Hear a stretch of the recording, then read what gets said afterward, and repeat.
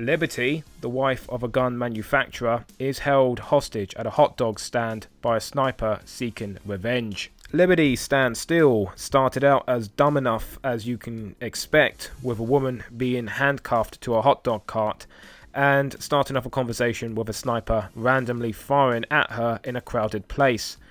However, as things progressed, whilst the plot never became less absurd, the story was interesting and the pace did not let up. The dynamic between Wesley Snipes and Linda Fiorentino is very interesting and it kept me engaged. The chemistry combined with the slow burn exposition of their respective backstories made for a through line which carried Liberty Stand Still comfortably through its 90-minute running time. The tension is ramped up by contract killers and the NYPD getting involved, and I was getting some callback towards the excellent 1976 disaster film 2 Minute Warning. I don't know what it is, but these Whitman-like scenarios make for terrific suspense thrillers. Liberty Stand Still combines character drama, political intrigue, and Hitchcockian devices like some kind of low-rent Sonnenberg joint.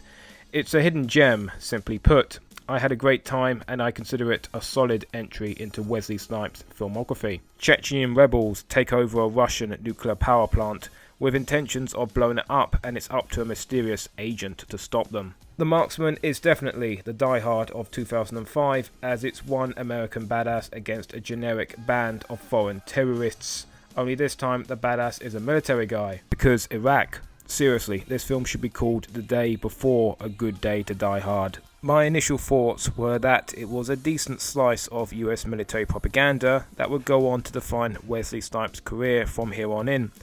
Not only was I massively wrong on the latter and completely forgot about New Jack City and Demolition Man, I also have to come to the conclusion that whilst an action film may not suffer from much slowdown, it still has every right to be as uninspired as all hell. The Marksman is obviously military propaganda, sure, but the fact that it's the most generic direct-to-DVD action film you could ever imagine makes that fact more than abundantly clear, and so fails at its purpose. Good propaganda is not meant to look like propaganda, but here we are. A late 80s power fantasy so carbon Chuck Norris wouldn't have even put his name to it back in the day. A film so unoriginal, I can't say anything else of it apart from if you want a perfect snapshot of what direct-to-DVD action cinema looked like in 2005, then look no further. Ex-CIA agent James Dial is asked to take out terrorist Ali Mohad Jahar, only to realise he's been set up by his former employer, Jeremy Collins. His only hope is a 12-year-old girl whom Dial reluctantly befriends as he desperately searches to find the truth behind his betrayal.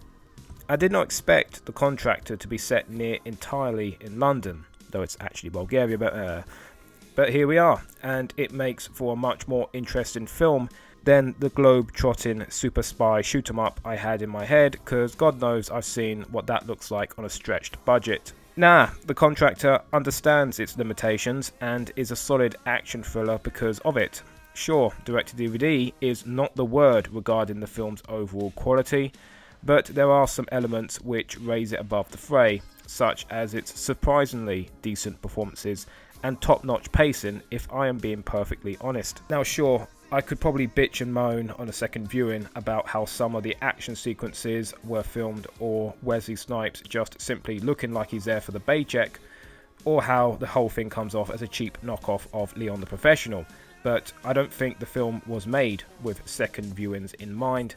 As a blockbuster rental, it was built for purpose. For one viewing, which is perfectly reasonable nowadays considering how dirt cheap these DVDs are, I think it's still worth a watch. Right, and now the results. Liberty Stand Still is a decent suspense thriller with a dumb premise but good execution. The Marksman is a dated on arrival war action film that has only gotten more stale with age, and The Contractor is a surprisingly enjoyable matinee affair with a unique British setting. So long.